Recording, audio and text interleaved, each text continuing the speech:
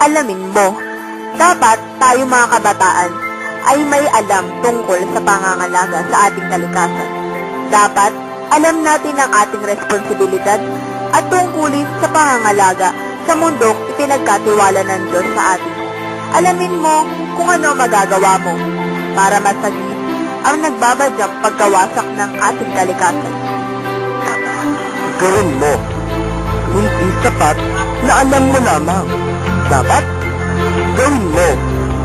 Makilahok ka sa mga gawain pangkalikasan sa ating pamayanan tulad ng tree planting, waste segregation, pagre-resiklo ng mga bagay na tinapon na pwede pang pakinabangan tulad na lamang ng mga bote, papel, lata, bakal at iba pa.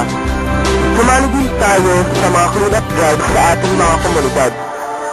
Sundin natin ang 3 R, reduce, reuse at recycle. At marami bang ibang programa ng ating pamahalaan para masagip ang kalikasan. At naniniwala ako sa pamamagitan nito, tayong lahat ay nagiging kabalikat sa pagsagip sa kalikasan.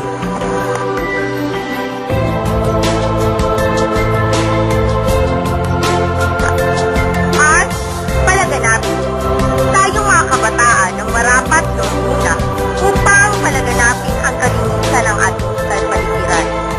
Makita sa mga gawaing may kinalaman sa ating kalikasan. Sama-sama tayo na magsasabalikat upang mapanatili ang kalinisan ng ating kalikasan.